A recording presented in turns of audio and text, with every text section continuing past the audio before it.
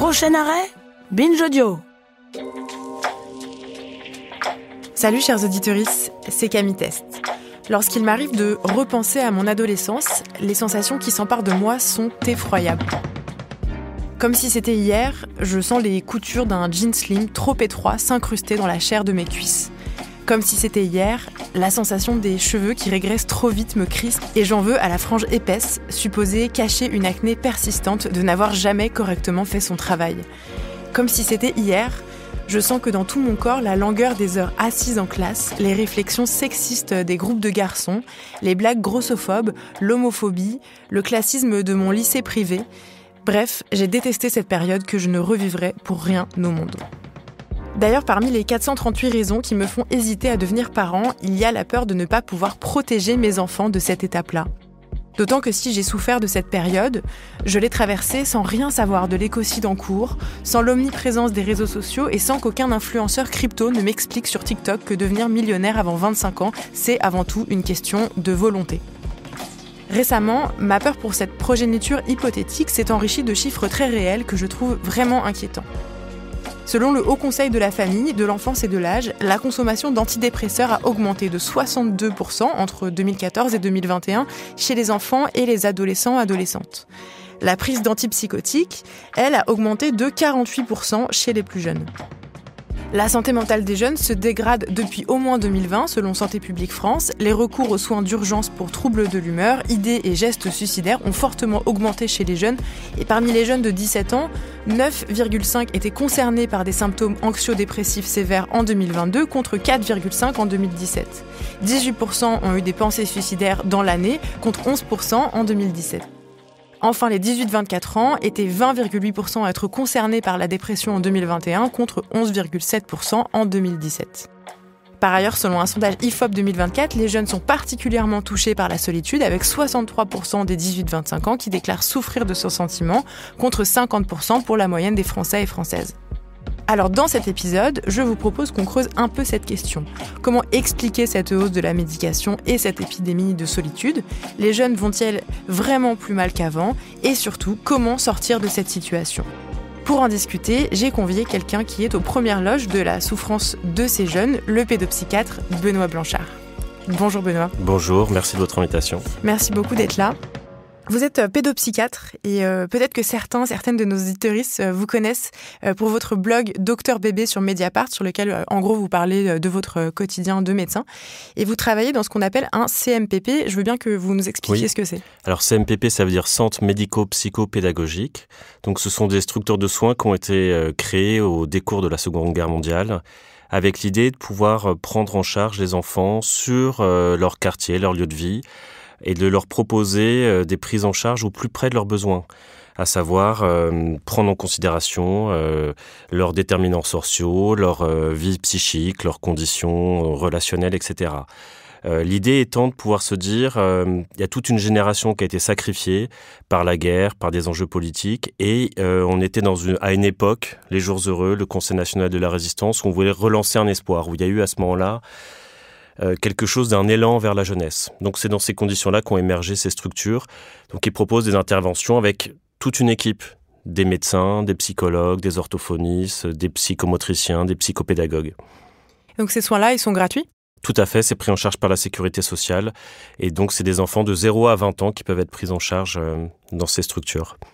Est-ce que vous pouvez nous expliquer un peu comment ça se passe ? C'est quoi le type de profil ? Est-ce que c'est n'importe quel enfant ? Oui, alors à la base, l'idée c'était n'importe quel enfant et qu'à la limite, il n'y avait même pas de conditions.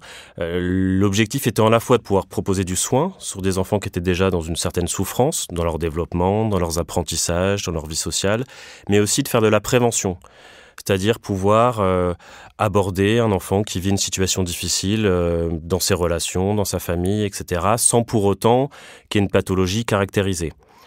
On constate maintenant que les profils accueillis sont de plus en plus lourds, on va dire, qu'il y a des enfants qui ont des troubles de plus en plus précoces et de plus en plus préoccupants sur le plan de leur développement. On voit des souffrances psychiques de plus en plus massives. Donc, c'est sûr que la file active a un petit peu changé, mais on reste dans cette idée de pouvoir accueillir n'importe quel enfant, n'importe quelle famille aussi, parce qu'on prend en compte évidemment tout l'environnement relationnel et affectif de l'enfant. Donc ça veut dire que vous n'accueillez pas que les enfants, mais aussi les parents, les Tout proches. à fait, oui. Vous, devenir pédopsychiatre, c'était quand vous avez fait médecine, j'imagine, c'était votre choix. Comment ça s'est imposé à vous ? Alors, je dirais qu'on ne devient pas pédopsychiatre par hasard, qu'on a tous peut-être une histoire, des enjeux par rapport à notre propre enfance et des résonances. Cependant, moi, ce qui m'a décidé, indépendamment de ces enjeux singuliers, c'est déjà, c'est une discipline passionnante, parce qu'à la base, c'est au carrefour de la médecine, mais aussi des sciences sociales, même de l'anthropologie. Et puis, c'est un lieu de pratique qui est en permanence amené à nous... À déployer notre créativité, à pouvoir faire avec, à rencontrer. Donc on est dans quelque chose qui est tout sauf rébarbatif. Alors certes, c'est difficile, mais c'est aussi plein d'espoir parce que agir avec des enfants, c'est aussi pouvoir relancer des choses qui paraissaient figées, c'est pouvoir ouvrir des horizons, etc. Alors vous parlez de difficultés, on va en parler, je pense, davantage des difficultés que vous rencontrez en ce moment notamment.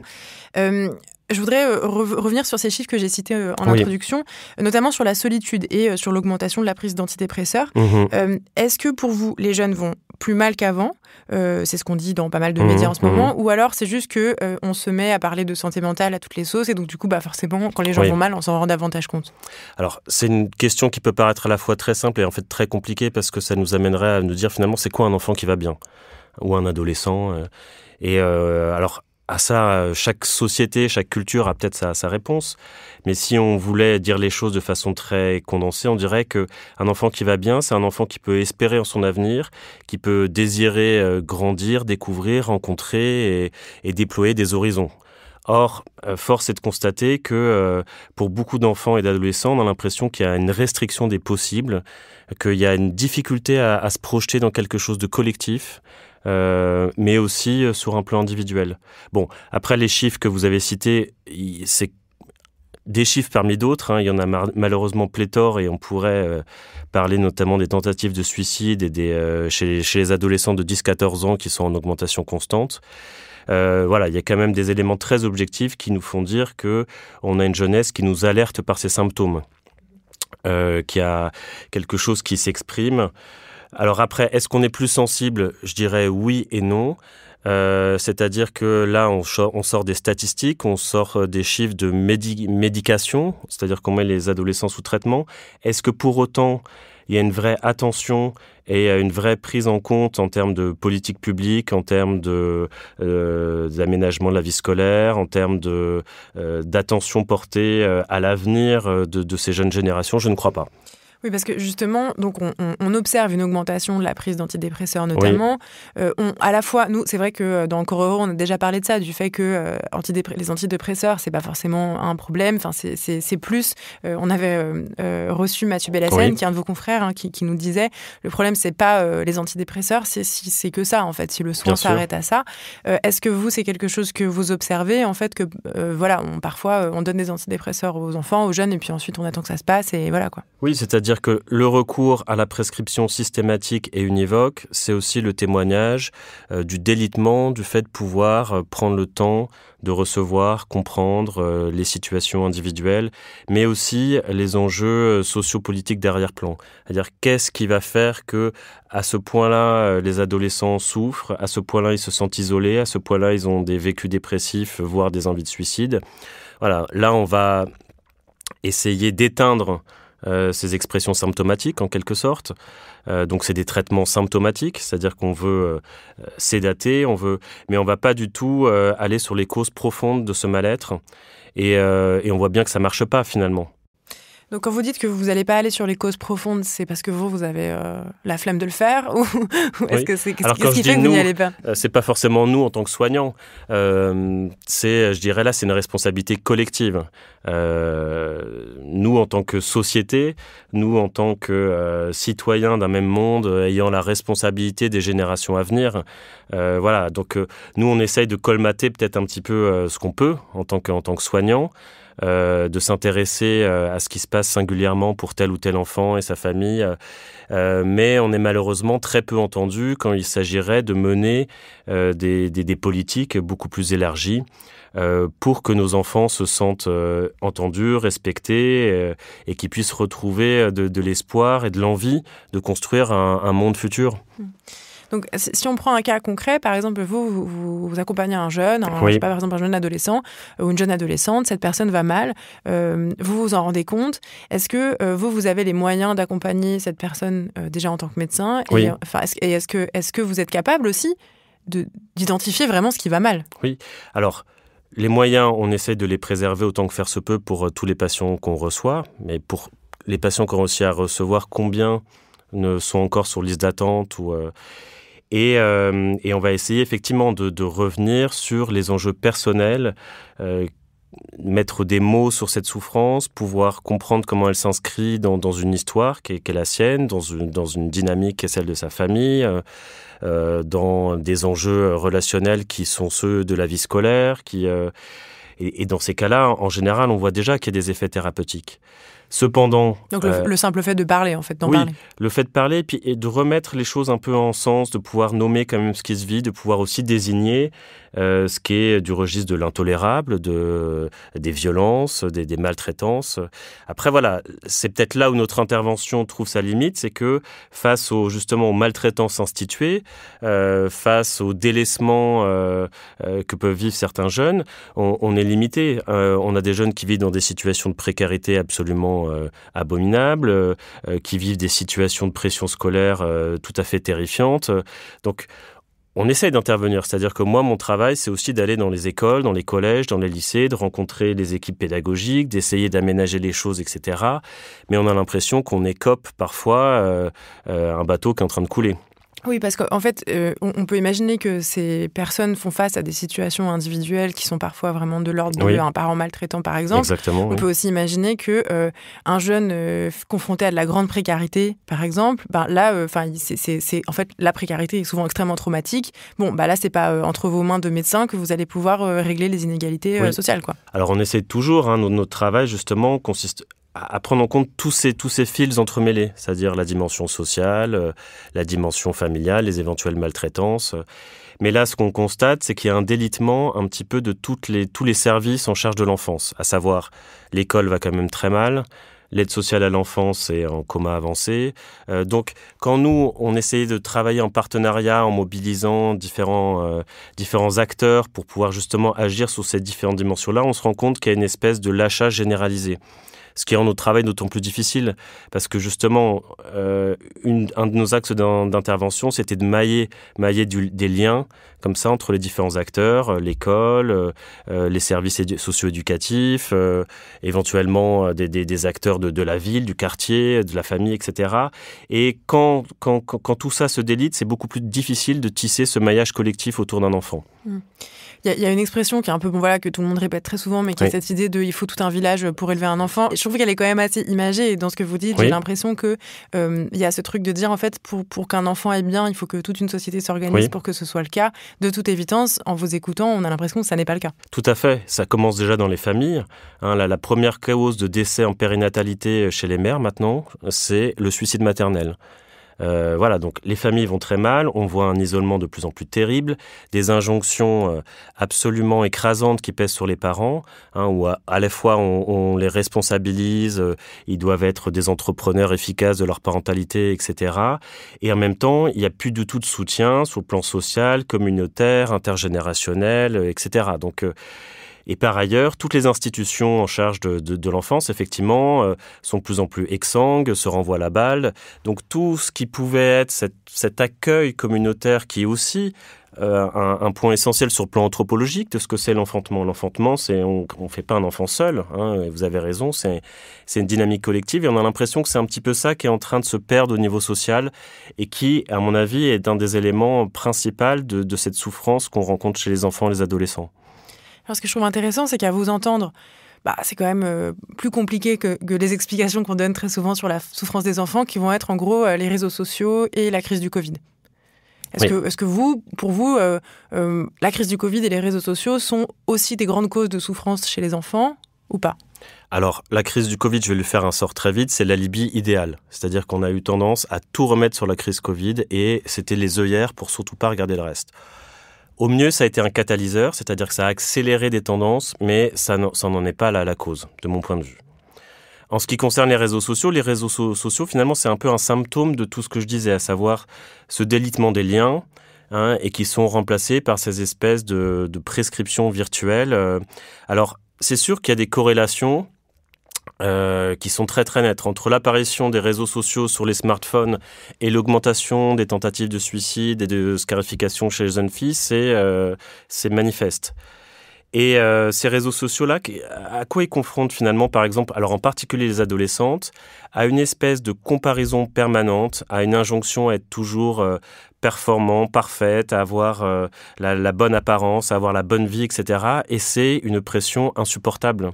C'est-à-dire que finalement, ça renvoie à beaucoup de dévalorisation, ça abîme les images de soi, et puis ça crée une espèce de cadre normatif de ce que ça doit être la féminité, de ce que ça doit être le fait de réussir sa vie, qui fait que les jeunes ne s'autorisent plus à être eux-mêmes, à pouvoir trouver leur propre façon de bifurquer, d'errer, de se chercher. Donc c'est sûr que ça contribue au mal-être. Ça n'est sans doute pas la cause univoque et ultime, mais c'est un élément parmi d'autres. En fait, il y a encore assez peu d'études qui prouvent que les réseaux sociaux ont des conséquences, mais dans les faits, de ce que vous observez, ça a l'air d'être quand même Oui, le cas. Alors après, on peut se poser la question, pourquoi il n'y a pas suffisamment d'études ? Enfin, je veux dire, là, il y a aussi une forme de négligence et on voit bien qu'il y a d'autres intérêts qui priment quand même sur la santé des enfants et que il y a parfois certains principes de précaution qui ne sont pas complètement rédhibitoires. Vous parliez de l'école tout à l'heure. Oui. Le rôle de l'école, moi je le disais un peu en introduction, c'est un endroit où on peut ressentir une certaine forme de pression à la performance sur le moment, mais aussi à réussir toute sa vie. La façon qu'on a peut-être de demander aux jeunes de choisir leurs études, et puis en fait, en gros, de faire des choix pour toute leur existence, alors qu'en fait, ils ont 16-17 ans. J'imagine que ça peut jouer un rôle. Je pense aussi au harcèlement scolaire. Quel est le rôle de l'école dans le bien-être des enfants ou dans le mal-être des enfants ? Oui, alors l'école est devenue n'est plus un lieu de socialisation, de vivre ensemble, de partage. Effectivement, c'est une institution d'évaluation permanente dès la maternelle et de mise sous pression, en concurrence, de catégorisation des élèves, de création du séparatisme. Voilà, donc c'est certain que moi je vois des adolescents qui ont des symptômes de burn-out. Qui sont complètement consumés, qui sont écrasés par ça, qui se sentent incapables et qui se projettent même plus dans quelque chose qui serait une rêverie, un désir, qui sont dans des recherches de normalisation par rapport à ce qu'on leur vend comme étant des parcours de réussite et qui s'épuisent dans quelque chose qui n'a même pas de sens pour eux. Donc voilà, ça c'est le cas de l'institution scolaire, en tout cas ce qu'on en fait. Avec en plus de plus en plus cette politique qui consiste à creuser les inégalités entre établissements, entre privé, public, etc. C'est quand vous parliez de séparatisme, c'est de ça dont vous parliez ? Entre autres, c'est-à-dire qu'effectivement, les élèves se sentent de plus en plus assignés, identifiés en fonction de là où ils sont, en fonction des établissements dans lesquels ils sont. On leur fait très tôt comprendre que c'est un destin qu'on leur propose. Et que cette espèce d'idéal méritocratique a toujours été une certaine forme d'enflure. Là, j'ai envie de dire, c'est même plus un discours, quoi, ça passe plus. Par ailleurs, effectivement, les relations entre jeunes se tendent, se polarisent. Vous parliez de harcèlement. Là aussi, les réseaux sociaux sont éventuellement une caisse de résonance, mais on a l'impression qu'il y a une violence comme ça insidieuse permanente dans les liens, un manque peut-être de solidarité, de convivialité, mais voilà, qu'il ne s'agit pas de mettre sur le dos des enfants, c'est que le reflet de ce qu'on fait porter aux enfants, quoi, de cette espèce de compétition permanente, de rabaissement, Quelle place pour vous, pour ce qui se passe dans le monde autour de ces enfants ? Est-ce que, par exemple, vous avez des enfants, des jeunes qui viennent vous voir en vous disant j'angoisse parce que je sais que la planète est dans une situation catastrophique. On parle aussi certains indicateurs qui nous montrent quand même qu'on a une montée des idées fascistes assez hallucinante. Qu'en est-il pour vous ? Alors, je dirais que les jeunes que je reçois, ils sont partagés entre effectivement une telle angoisse que finalement, ils ne veulent pas trop parler de cette actualité-là. Et en même temps, le sentiment que effectivement, il y a plus d'horizon collectif pour se projeter. C'est-à-dire que ils sont ils peuvent plus se dire on va lutter ensemble pour quelque chose, pour un monde meilleur, on va pouvoir construire nos propres idéaux, on va changer ce monde qui est celui de nos aînés pour en faire quelque chose dans lequel on pourra avoir une place et qu'on pourra s'approprier. Moi, j'ai l'impression que j'entends plus ça du tout. Alors, ou en tout cas de façon très, très minoritaire. Ils sont écrasés par une actualité qui les met sous pression. Et le fait de pouvoir se projeter, de se représenter un avenir, c'est très, très fermé. Alors, évidemment, on les confronte à un monde dans lequel ils voient en permanence, j'ai envie de dire, la négligence et l'indifférence des adultes à l'égard de leur avenir à eux. On leur parle partout des règlements climatiques et ils voient que, en pratique, on n'en a rien à foutre, on fait rien, quand ils voient tous les enjeux politiques, la question de ce qu'on laissera aux générations à venir est tout à fait mise de côté, etc. Il y a des chiffres qui laissent penser aujourd'hui qu'il y a un espèce de fossé qui est en train de se creuser entre, en gros, les jeunes femmes et les jeunes hommes. Je pense notamment à une étude de Alice Evans de l'Université de Stanford qui montre qu'en gros, dans les 18-29 ans, les filles deviennent plus progressistes. Les hommes, en moyenne, deviennent plus conservateurs. Est-ce que vous, c'est quelque chose que vous observez auprès des jeunes que vous accompagnez ? Alors moi, ce que je constate, c'est qu'en tout cas, effectivement, on a des modes de socialisation très, très genrés. Et ce qu'on voit même chez les tout-petits, c'est que déjà, les symptômes sont très différents entre les filles et les garçons. On voit que du côté des garçons, il y a des injonctions à être du côté d'une espèce de virilité très précoce, du côté de l'agitation, de la prestance. Et ça donne un peu tous les tableaux de ce qu'on appelle maintenant les troubles hyperactivité, déficit de l'attention. Or, ces garçons-là, on voit que plus ils grandissent, moins ils ont accès à leur vie affective, moins ils développent des outils pour pouvoir communiquer, parler de leur vulnérabilité, de leurs émotions, etc. Et ils se créent une espèce de carapace comme ça de masculinisme, ce qu'on pourrait dire, qui tend en tout cas à étouffer toute trace de vulnérabilité ou le fait de pouvoir être affecté par les autres. Ce qui fait qu'ils sont dans des postures beaucoup plus de retrait, qu'ils ont beaucoup plus de mal, notamment à venir entamer un travail psychothérapeutique, ils sont beaucoup plus dans les passages à l'acte, etc. Du côté des filles, on voit des choses qui sont plus différentes. Disons qu'elles expriment davantage. Alors, les chiffres, d'ailleurs, sont significatifs en ce sens. Hein.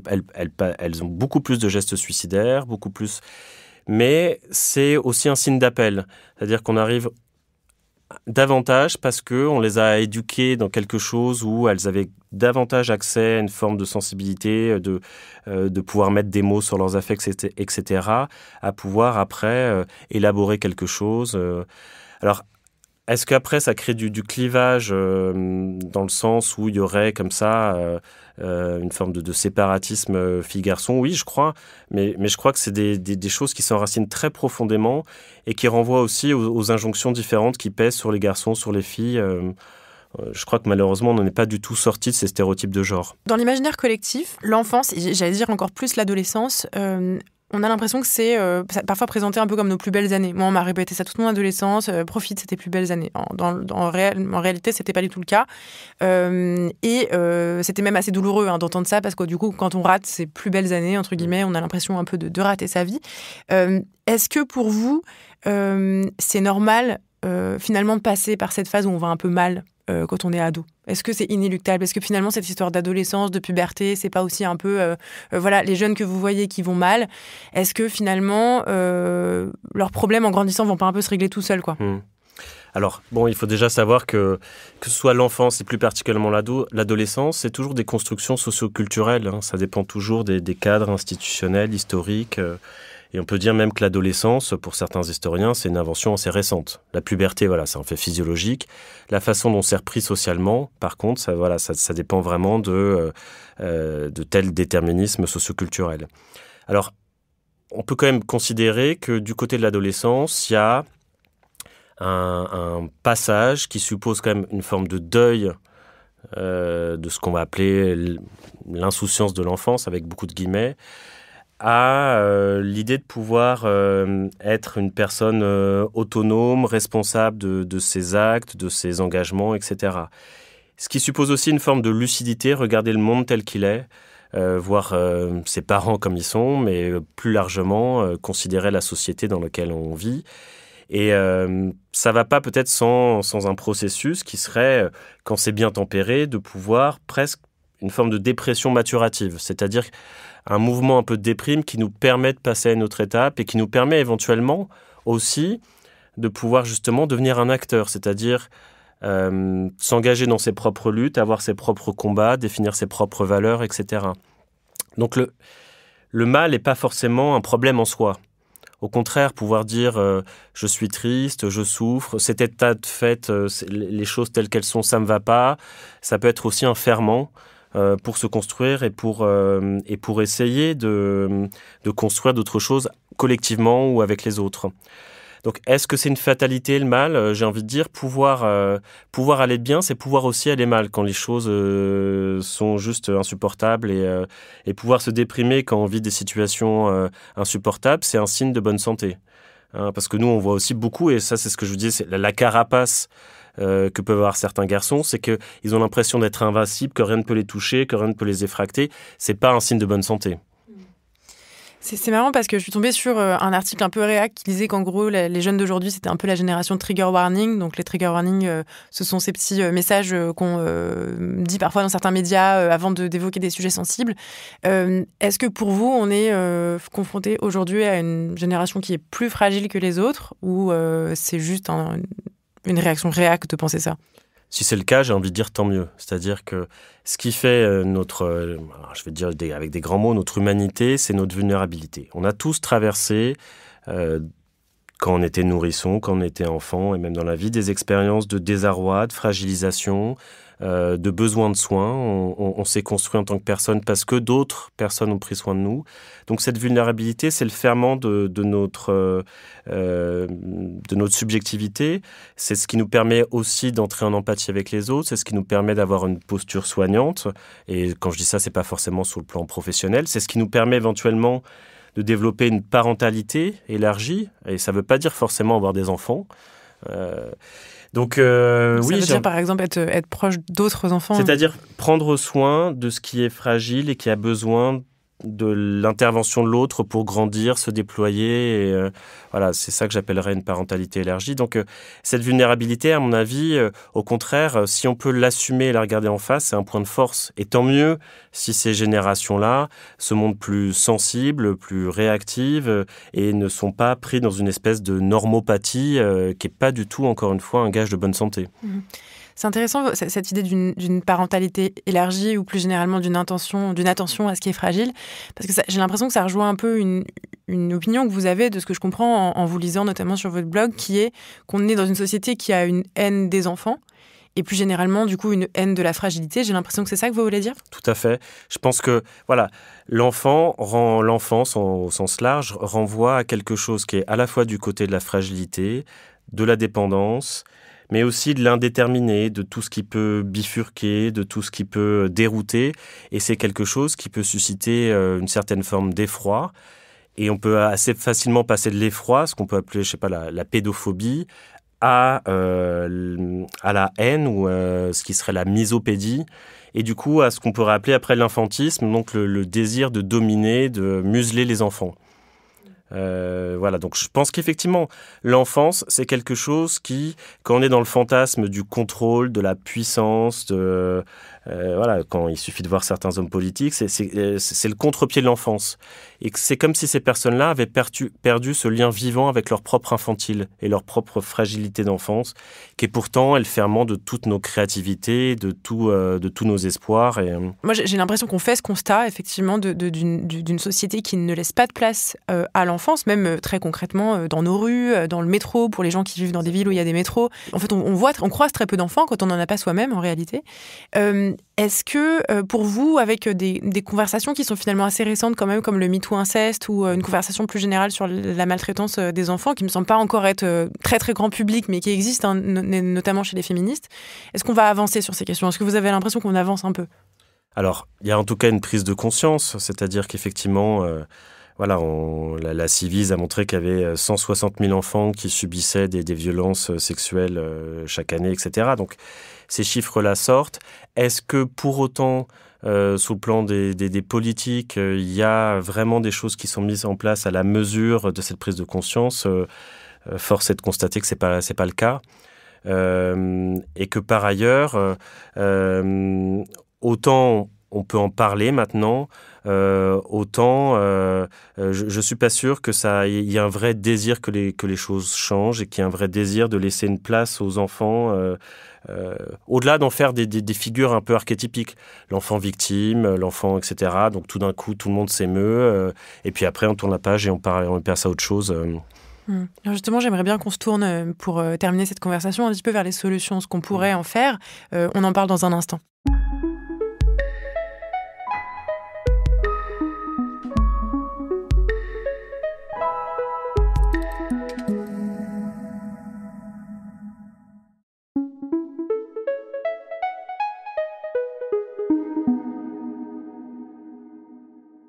Dans cet épisode d'Encore heureux, on se penche sur le mal-être des plus jeunes avec le pédopsychiatre Benoît Blanchard. Avant de se tourner vraiment vers les solutions, je voudrais vous demander, est-ce que pour vous, des enfants qui vont mal peuvent devenir des adultes qui vont bien ? Oui, heureusement. Heureusement, et c'est, j'ai envie de dire, toute la conviction et la foi que je mets dans mon travail. Alors, on le disait tout à l'heure, souffrir, c'est pas une fatalité. Souffrir, c'est être vivant. C'est réagir à des circonstances qui peuvent être éprouvantes. Et c'est aussi c'est un appel. Hein, donc, évidemment que... Alors... aller mal, enfin, pour pouvoir aller bien, c'est pas du côté de ce concept à la mode là qu'est la résilience, mais c'est pouvoir dire faire quelque chose de ce mal. Ça veut pas dire l'effacer, ça veut pas dire qu'on va s'adapter, ça veut pas dire qu'on va faire comme si ça n'avait pas existé. C'est pouvoir le nommer, c'est pouvoir accepter de l'éprouver, le partager et en faire quelque chose qui va nous construire et qui permettra aussi éventuellement de nous donner un sens à notre vie. J'ai l'impression qu'encore une fois, il s'agit aussi d'être dans une société qui nous permet de faire ça, parce que je crois qu'aujourd'hui, de ce que j'observe, de ce qu'on lit, on a des enfants qui vont mal parce qu'ils sont maltraités, parce qu'on est dans une société, comme vous dites, qui a une sorte de haine des enfants, des gens qui deviennent adultes, et puis là encore, en fait, on en parle tout le temps dans Encore heureux, la prise en charge du mal-être dans cette société n'est pas extrêmement présente, quoi. Oui. Oui, tout à fait. C'est quelle place on peut laisser finalement à la question du mal-être, véritablement, au-delà de la façon dont on le traite actuellement, c'est-à-dire que on diagnostique à la chaîne, on prescrit manu militari des médicaments de plus en plus tôt et de plus en plus longtemps. L'idée là, c'est de sédater, c'est d'étouffer, c'est de museler. C'est pas du tout de prendre en considération, parce que je crois aussi que le mal-être, de la même façon que l'enfance, ils ont une puissance un peu subversive, c'est-à-dire que c'est à partir du constat qu'il y a quelque chose qui ne va pas ou quelque chose qui pourrait être autrement qu'on peut aussi renverser l'ordre établi, qu'on peut aussi révolutionner ce qui ne va pas, etc. Oui, c'est d'ailleurs ce que disent beaucoup de militants, militantes féministes et antiracistes notamment depuis plusieurs années, qui est que nos émotions, nos souffrances, nos peines, nos colères sont politiques en ce sens. Tout à fait, tout à fait. Et je pense que ça, il faut repolitiser l'enfance et repolitiser justement ce qu'il peut y avoir comme puissance là, qui à mon avis fait peur à tous ces puissants justement.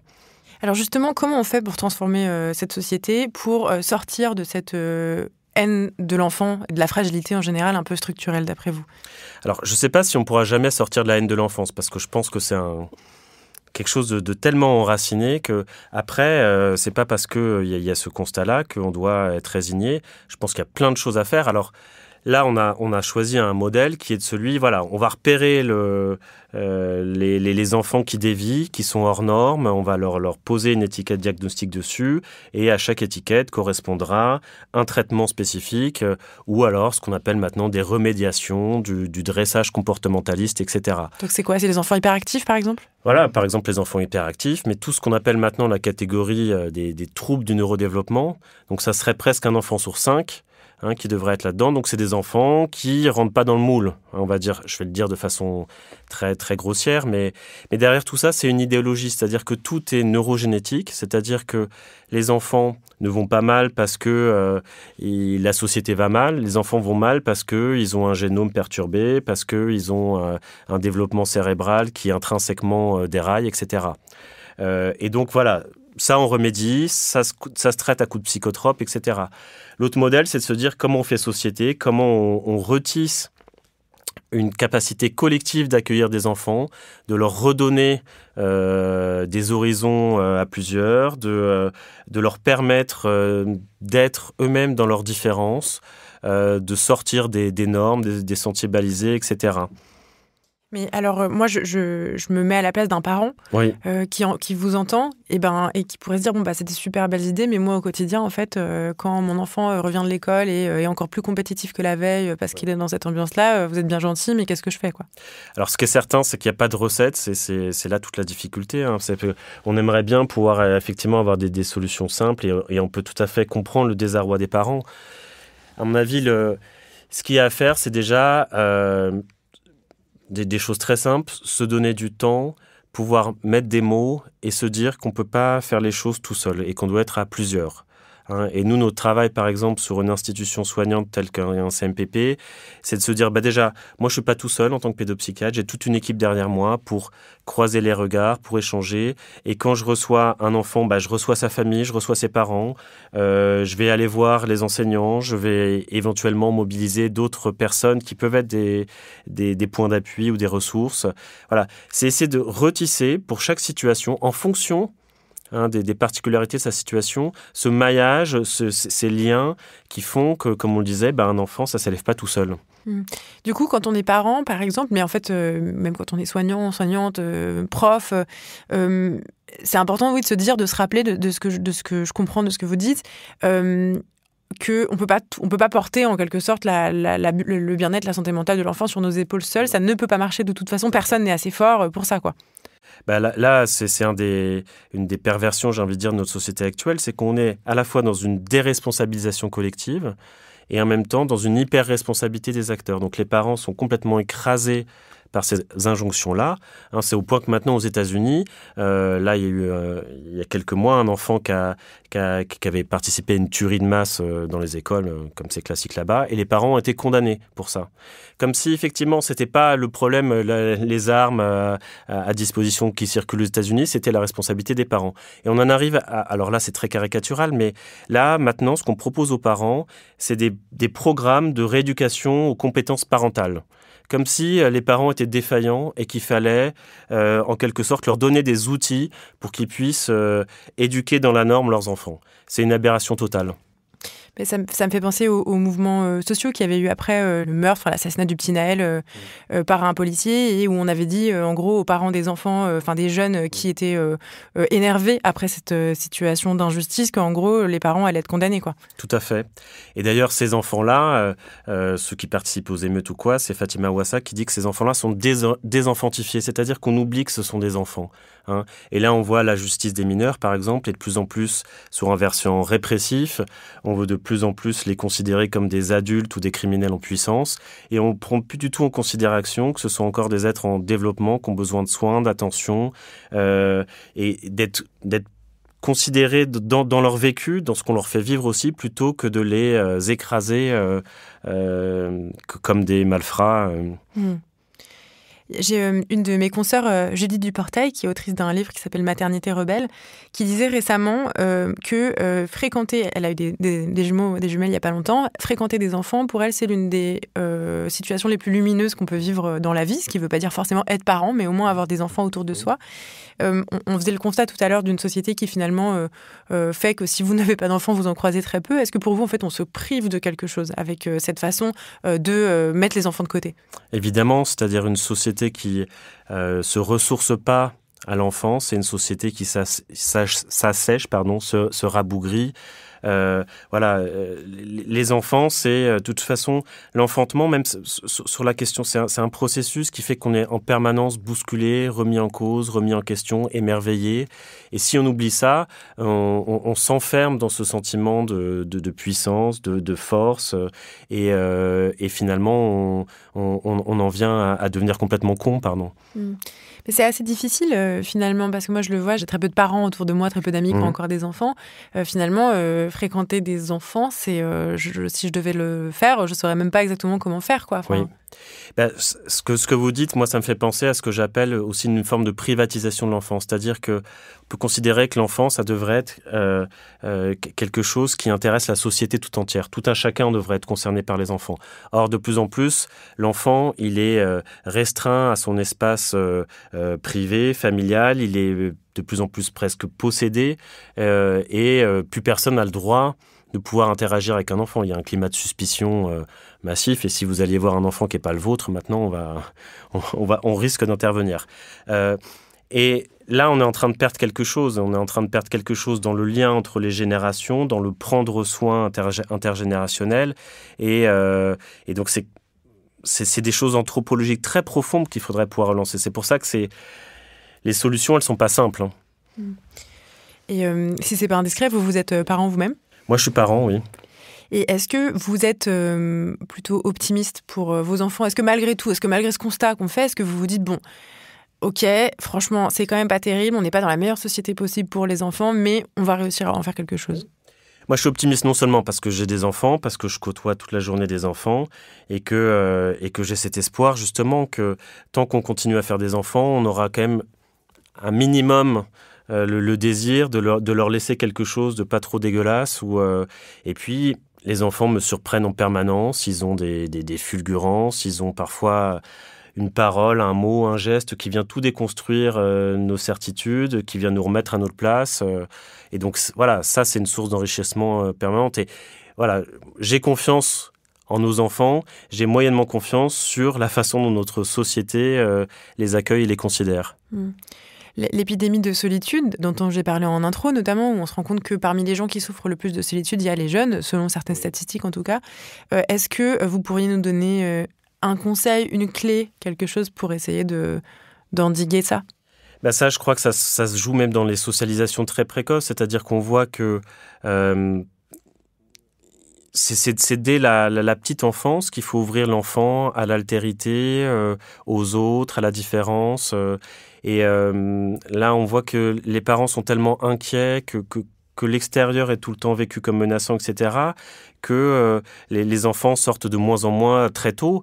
Et finalement, si on a pris ces habitudes-là de vivre l'extérieur, les liens, les rencontres comme quelque chose de potentiellement traumatisant, voire dangereux, c'est sûr que dans des moments de fragilité, on va avoir tendance à se replier encore plus. Alors, il y a le phénomène qui vient du Japon, là, qui s'appelle les hikikomori, là, des jeunes qui ne sortent plus de chez eux, qui font tout via Internet, etc. Ça s'importe en France, on en voit de plus en plus. Moi, je vois aussi une épidémie de décrochage scolaire, des jeunes qui n'arrivent plus à se confronter.